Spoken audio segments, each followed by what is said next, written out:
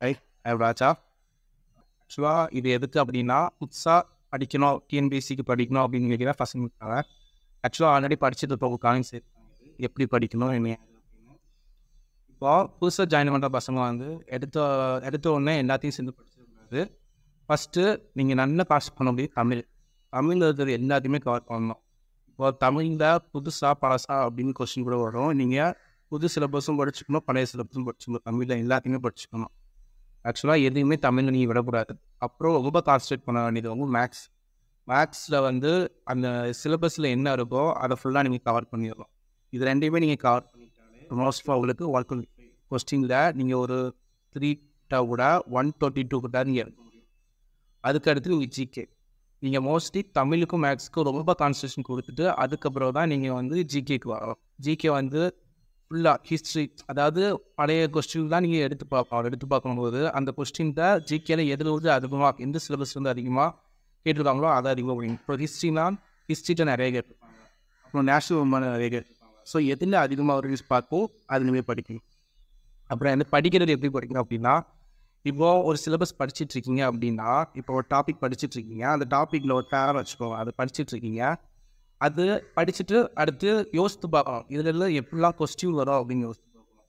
அப்படி நீங்கள் உங்களுக்கே கொஸ்டின் பார்த்து என்னென்ன கொஸ்டின் வருது நீங்கள் யோசிச்சுட்டு அதுக்கு நீங்கள் ஆன்சர் பண்ணி பார்க்கணும். ஆன்சர் வருதான்னு பார்க்கணும். இல்லை டவுட்டாக இருக்குது அப்படின்னா மறுபடியும் நீங்கள் படிக்கணும். நீங்கள் எத்தனை மணி நேரத்தில் எவ்வளோ படித்து முடிக்கிறீங்க அப்படிங்கிறது முக்கியம் இல்லை. எவ்வளோ படித்தாலும் உங்களுக்கு அது ஞாபகம் இருக்கா அப்படிங்கிறதா ரொம்ப முக்கியம். எவ்வளோ நேரம் ஆனாலும் பரவாயில்ல, நல்லா படிக்கணும். மேக்ஸு போட்டு பாருங்கள், என்ன எல்லா மாடல் கொஸ்டினையும் நீங்கள் எடுத்துக்கோங்க. எல்லாத்தையுமே போட்டு பாருங்கள் மேக்ஸ். இப்போது கால்ஸ்வர் இனி எப்போ வரும் அப்படின்னா, ஜூன் மாதம் தான் கால்ஸ்வர் அப்படிங்கிற மாதிரி சொல்லியிருக்காங்க. ஜூன் மாதம் தான் கால்ஸ்வர் அப்படிங்கிற மாதிரி சொல்லியிருக்காங்க. அப்போது நீங்கள் ஜூன் மாதம் படிச்சுக்கலாம் அப்படின்னு சொன்னால் நீங்கள் விடக்கூடாது. ஆக்சுவலாக நீங்கள் இப்போ ஸ்டார்ட் பண்ணி ஜூன் வரைக்கும் ஒரு ஸ்டெப் முடிச்சாதான், ஓரளவு ஃபுல்லாக படித்து முடிச்சாதான் அந்த ஜூன்லேருந்து அடுத்த எக்ஸாமோட டைம் வரைக்கும் நீங்கள் நல்ல தரவாக ரிவிஷன் கொடுக்க முடியும். சில பேர் வந்து ஜூனில் படிச்சுட்டு ஒரு 2 மாதம் படிச்சுட்டு அடுத்த 2 மாதம் எக்ஸாமுக்கு 1 மாதம் முன்னாடி ரிவிஷன் கொடுத்துக்கலாம் வச்சுப்பாங்க. அந்த தப்பு என்றைக்குமே பண்ணக்கூடாது. எப்போ கால்ஃபர் வருதோ அதுக்கு முன்னாடியே நீங்கள் நல்லா படித்து முடிச்சிடணும். கால்ஃபர் வந்ததுலேருந்து எக்ஸாம் வரைக்கும் ரிவிஷன் தான், ஃபுல் அண்ட் ஃபுல்லி ரிவிஷன் தான். மெயினாக தமிழ் மேக்ஸ் இதுதான் நல்லா ரிவிஷன், ஓகேவா? அதுக்கப்புறம் நீங்கள் இம்பார்ட்டன்ட் வந்து கரண்ட் அஃபேர்ஸ் கொடுக்கணும். கரண்ட் அஃபேர்ஸ்க்கு வந்து ரொம்ப முக்கியம் கரண்ட் அஃபேர்ஸ். ஏன்னா நம்மள காப்பாற்றி விடுறது கடைசியாக கரண்ட் அஃபேர்ஸ் தான் காப்பாற்றி விடும். ஏன்னா எல்லாருமே எல்லாத்தையும் படிப்பாங்க. அவங்க வந்து மோஸ்ட்லி தமிழ் மேக்ஸு நல்லா படிக்கணும் எல்லாத்துக்குமே தெரியும். அதனால் தமிழ் மேக்ஸ் நல்லா படிச்சிருவாங்க. ஜிகேல நல்லா ஃபுல் அண்ட் ஃபுல் எடுத்தவங்களும் இருக்காங்க. மார்க் வேணுங்கிறது வந்து ஜிகே கரண்ட் அஃபேர்ஸ் தான். அதை கரெக்டாக ஃபாலோ பண்ணுவோம், கரண்ட் அஃபேர்ஸ் முடிச்சிடுவோம்.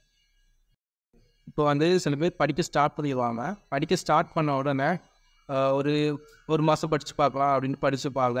அவங்களுக்கு சரியாக வராது, சரி கேப் விடுறது அடுத்து படிப்பாங்க. அந்த மாதிரி பழக்கமே இருக்கக்கூடாது. ஒன்ஸ் டிசைட் பண்ணிட்டீங்க, இது ஸ்டார்ட் பண்ணலாம் அப்படின்ட்டு வந்துட்டீங்க அப்படின்னா இதை முடிக்கிற வரைக்கும் நீங்கள் எங்கேயுமே போகக்கூடாது, பிரேக் பண்ணக்கூடாது. மோஸ்ட்லி எத்தையுமே அடம்பாங்க, வீட்டில் இருக்கிறதே தெரியக்கூடாது. நல்லா படிக்கணும். இந்த பையனோ இந்த பொண்ணோ வீட்டில் இருக்காங்க இல்லைன்னு 4 பேர் கேட்கணும்.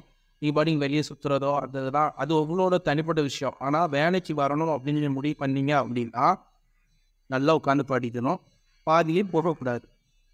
படிக்கிறதும் நான் சொல்கிறது தான், இந்த மாதிரி தான் படிக்கணும்.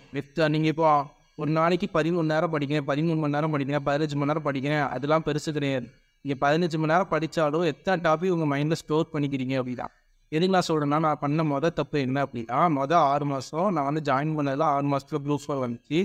ஆக்சுவலாக 2019 குரூப் 4. அந்த குரூப் 4 நான் எப்படி விட்டேன் அப்படின்னா, 6 மாதம் எப்படி படிக்கணுமே எனக்கு தெரியாது. எனக்கு கைடன்ஸ் பண்ண யாருமே கிடையாது, யாரும் சொல்லியிருக்கிறதுல 6 மாதம் நான் படித்தது எப்படின்னா, இங்கே எக்ஸாமுக்கு சென்டருக்கு வருவேன், எக்ஸாம் பண்ணுவேன், போவேன். ஆனால் இதை எப்படி படிக்கணும், ஃபஸ்ட்டு ஒரு சிலபஸ் எடுத்தேன் அப்படின்னா கண்டிப்பாக படிச்சுக்கிட்டே வருவேன். என்னோட மைண்ட் அப்போ என்ன இருந்துச்சுன்னா, இந்த புக்கை முடிக்கணும், அதாவது எப்படியாவது நான் முடிக்கணும் அப்படிங்கிற மைண்ட் செட் தான் நான் இருந்தேன் 6 மாதம். அப்படி தான் படித்தேன். ஆனால் ரிசல்ட்டு என்ன முடியலை. கரெக்டாக எனக்கு வந்து ஒரு 10 கொஸ்டின்கிட்ட நான் போட்டிருந்தா நான் அந்த 2010 வரை நான் போயிருப்பேன். அதுக்கப்புறம் நான் யோசித்தது என்ன அப்படின்னா, இந்த மாதிரி புக்கு எப்படி முடிக்கணும் அப்படிங்கிற மைண்ட் செட்டில் நான் படிக்கக்கூடாது. நான் சிலபஸை கரெக்டாக முடித்து என் மைண்ட் நான் ஸ்டோர் பண்ணணும் அப்படின்னு நான் படித்தேன். இப்போது ஒரு டாபிக் எடுக்கும் அப்படின்னா, அது நீங்கள் ஒரு டாப்பிக்கை நீங்கள் 2 மணி நேரம் படித்தாலும் சரி, 3 மணி நேரம் படித்தாலும் சரி, எனக்கு மைண்டில் ஸ்டோர் ஆகிருக்கா. நீங்கள் திரும்பி இப்போ ஒரு பாடம் முடியுது உங்களுக்கு. இப்போ ஒரு பாடம் வந்து கிட்டத்தட்ட ஒரு 20 பேஜ் 15 பேஜ் போதுவாங்களா, அது ஃபுல்லாக படிக்கிறீங்க, அது முடியுது. நான் ஃபுல்லாக ஸ்கோர் புக்கில் நான் சொல்கிறேன், முடியுது அப்படின்னா அது முடிஞ்சதுக்கப்புறம் நீங்கள் உங்களை நீங்களே கொஸ்டின் உள்ளே எடுத்து ஒவ்வொரு கொஸ்டினாக பார்க்கணும். அது கொஸ்டினை படிக்கும்போது உங்கள் மைண்டில் ஸ்டோர் ஆகும், இதான் ஆன்சர் அப்படின்னு ஸ்டோர் ஆகும். அப்படின்னா ஓகே, நீங்கள் படிக்கிற மெத்தட் கரெக்டு அப்படின்னு. இப்போ கோச்சிங் சென்டர் போய் அதை ஆக்சுவலாக வீட்டில் இருந்து படிக்கணும் அப்படின்னு நினைக்கிறவங்களால முடியும் சொல்லுவாங்க. சில பேர் வந்து கோச்சிங் சென்டர் போய் படிப்பாங்க, ஆனால் கோச்சிங் சென்டர் போகாமல் வீட்டில் இருந்தே படிக்கணும் அப்படின்னு நினைக்கிறவங்களுக்கு ரொம்ப கஷ்டம். அதுதான் நமக்கு எப்படி சொல்லலாம், நம்மளால் படிக்க முடியும், ஆனால் நம்மளை மோட்டிவேட் பண்ணுறதுக்கு ஒன்று வேணும். அது எப்படி, நம்ம எக்ஸாம் போட்டு பார்த்தா தான் நமக்கு வந்து என்ன தப்பு பண்ணுறோம் அப்படின்னு நமக்கு தெரியும். நம்ம எக்ஸாம் போட்டு பார்க்காம வீட்டில் இருந்துட்டு நம்ம பாட்டு படிச்சுக்கிட்டு கண்டிப்பாக படிச்சுக்கிட்டு டேரெக்டாக போய் டிஎன்பிஎஸ்சி எக்ஸாம் போய் எழுதணும் அப்படின்னா வேலையை தூக்கி தந்துட மாட்டாங்க. என்ன பண்ணணும் இருந்துட்டா, எக்ஸாம் நம்ம சென்டரில் போய் கோச்சிங் ஜாயின் பண்ணிட்டு அவங்க கொடுக்குற எக்ஸாமாக போட்டு போகலாம்.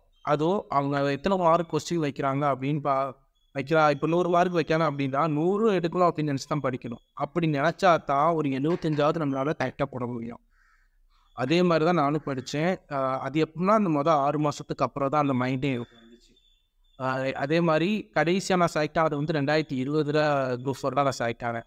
குரூப் 4 விட்டு அடுத்த குரூப் 4 செலக்ட் ஆனேன். அதில் நான் பண்ண பெரிய தப்பு என்ன அப்படின்னா, எல்லாமே கரெக்டாக படிச்சுட்டு வந்தேன், கரெக்டாக மைண்டில் ஸ்டோர் பண்ணேன்.